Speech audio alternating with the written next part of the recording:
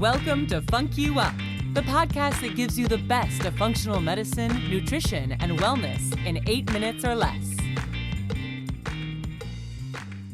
Welcome back to FUNC YOU UP. This is Michelle Miller, clinical nutritionist. And Samantha Wineke, functional medicine health coach. We are diving into a cool topic today. Xenoestrogens. So what does this mean? Let's first break this down. Estrogens, right? We know this is the sex hormone that's in the body. Men have it too, women have much more. And this is an important hormone in the body for a lot of our reproductive processes. Yes, it is. But then there are things called xenoestrogens. So these are estrogenic chemicals that are endocrine disruptors, and they can change the signaling of those hormones. All right, so let's break this down. So there's something called xenoestrogens, which is not an estrogen. It's a pretend fake estrogen disguising itself like it looks like an estrogen, messing with our endocrine system because our endocrine system thinks it's estrogen. Absolutely. So this is some detective work that you all need to be aware of what and where these xenoestrogens could be. Before we dive into where these are found, let's dive into why this would be a problem. So something called estrodominance can happen, in which you can experience more PMS symptoms, breast swelling, a heavy menstrual cycle, fibroid cysts. Yeah, we even see with men and women who are gaining weight and gaining fat specifically around their hips and their thighs, this could be a sign of too much estrogen building up in their system. And then long-term, things like infertility, breast cancer, PCOS, we want to keep our eye on the xenoestrogen load for those too. Because those have all been connected with inappropriate levels of estrogen within the body and the body's inability to process out that excess or inappropriate estrogen. Now, there are different types of estrogen. We're not going to get too much into that today. That'll be a podcast for another day and time. But we do want to talk about, because looking at this estrogen in the body and because we need just enough, right? If your levels are too low, you're not going to feel great. But obviously, if your levels are too high, you're not going to feel great either. You'll be dealing with risks and symptoms of another nature. So this idea of these fake estrogens coming into the body, things that aren't estrogens, but they just look like it. So our body then starts processing as if they are estrogens. How that is affecting our body, we've covered, but now we want to cover how can we be sure to be aware in our surroundings, in our environment, where these things could be popping up so we can protect ourselves. Exactly. Kind of like what you're saying, this is some detective work. See where in your life you might be exposed to a lot of these.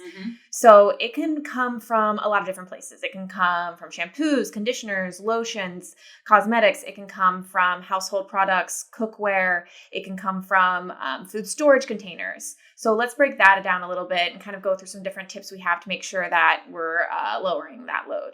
Yeah. And just to be clear, you're not going to turn over your shampoo and look on the ingredient list and see xenoestrogens. Xenoestrogens are the umbrella term for a ton of different chemicals that act as xenoestrogens. So I think one of the most popular ones is probably BPA, which a lot of people are familiar. That's found in our plastics, which has been great. There's a great movement right now to go BPA free or plastic free. Let's talk about that one first. Right. So yeah, I love that this is becoming a movement. So you can see that you'll see if you're buying something like a canned soup, sometimes it'll say BPA free. You want to make sure, we would always be going towards, eating less processed food. So you don't even have this risk of all these different packaging.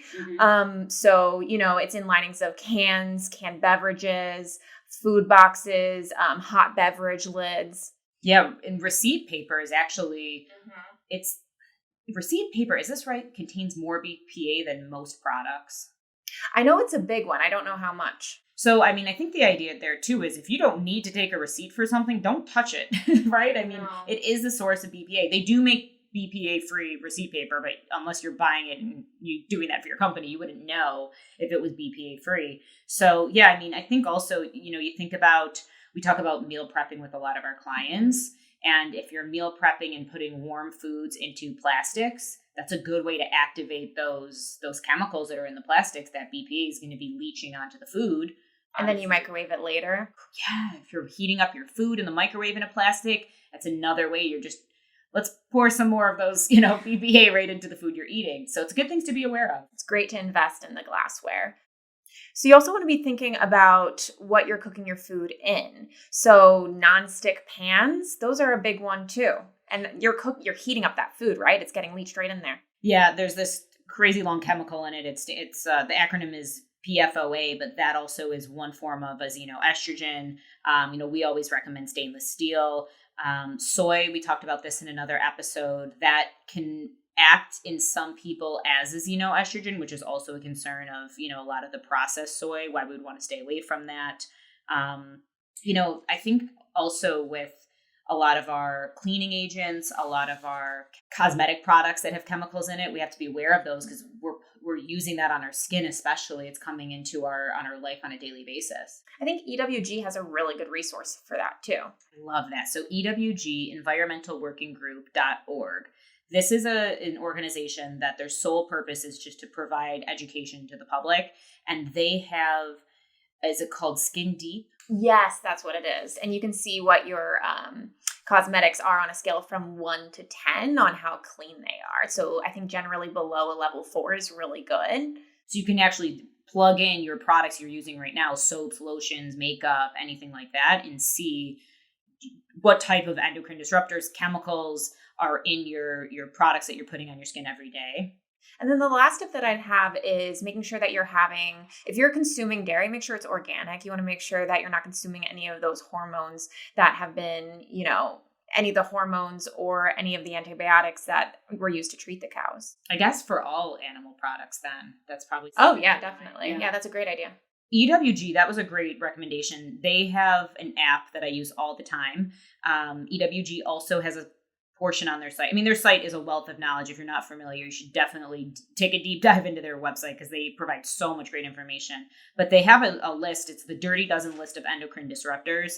And that's a great resource too to dive into because, again, they are always updating their site. So whenever there's more information on the market, they'll be adding that to that list too. All right. That's all our time for today. Thanks for joining us. If you have any questions on xenoestrogens, feel free to shoot us an email or message us on our socials. You can reach us at Physio Logic NYC on Instagram and FUNC YOU UP at physiologicnyc.com to email us. We'll see you soon. You've been listening to FUNC YOU UP. Be sure to like, review, and subscribe for more daily tips on living well.